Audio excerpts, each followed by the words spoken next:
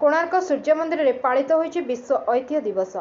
विश्व प्रसिद्ध कोणार्क सूर्य मंदिर परिसर में पालित होइछि विश्व ऐतिह्य दिवस। समस्त ऐतिह्य पर्यटन स्थली मानकर ए दिवस पालन होता बेले कोणार्क सूर्य मंदिर में पालन करा जाइछि।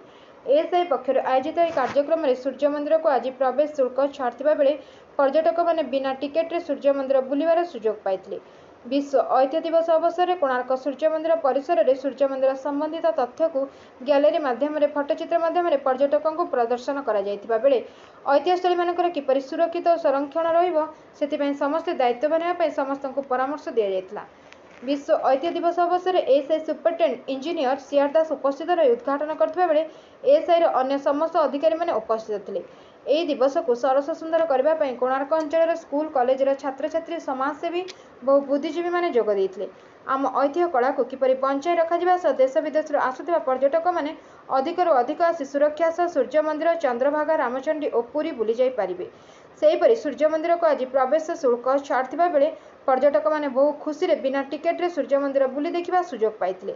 आज विश्व ऐतिह्य दिवस में जोग देथिबा स्कूल छात्र छात्री माने विभिन्न प्रतियोगितार भाग नेथिबा बेले विश्व ऐतिह्य सप्ताह प्रतिवर्ष पालन करा जाउछि। किंतु दुख परितापर विषय विश्व प्रसिद्ध कोणार्क सूर्य मंदिर में विश्व ऐतिह्य दिवस पालन करा जाउथिबा बेले विश्व प्रसिद्ध कोणार्क मंदिर में वर्षा दिन में पानी जमिबा और एवं ग्रीष्म ऋतु में प्रबल खरार देश विदेश आसुवा पर्यटक मानक पानीय जल मिलू नथिबा बेले खरारु रक्षा किपरि पर्यटक पाइबे सेतिप्रति दृष्टि देवाक विभिन्न महल दाबी होथिबा बेले एएसआई कर्तृपक्ष एथिप्रति दृष्टि देवा पई और यथाशीघ्र पानीय जलर समस्यार समाधान करिबार आवश्यकता रहिछि। मो ना बनजा महांती।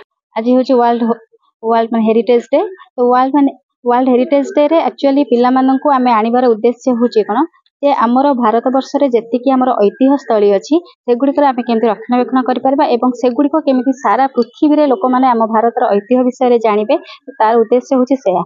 एटा होछि ए जो आज जो कार्यक्रम करा हेछि एटा होछि आम विद्यालय रे एक टूरिज्म क्लब अछि जहाकी ministry of tourism government of India तरफ रो करा हेछि एवं सेमानक द्वारा ए जो कार्यक्रम आयोजित करा हेछि ता द्वारा कोन होछि पिला माने एबेठु पर्यटन विषय रे बहुत किछि जानि पारुछंती एवं भविष्यत रे भारत रो पर्यटन को समग्र विश्व रे विख्यात करबा होछि माने ए जो कार्यक्रम रो उद्देश्य।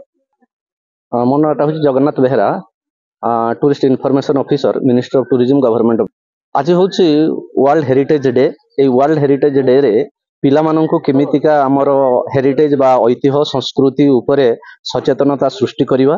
पिला माने पर्यटन उपरे निजर आग्रह प्रकाश कले पर्यटन शिल्प उपरे निजर भविष्यत मध्ये गठन करि परिबे। पर्यटन होउछि बहुत बड़ गोटे शिल्प बा इंडस्ट्री। एथरे पिला मानकर भविष्यत रहिछि, केवल पिला माननकु सचेतन कले निजर भविष्यत गठन करि परिबे। Bureau report Ekamra news agency.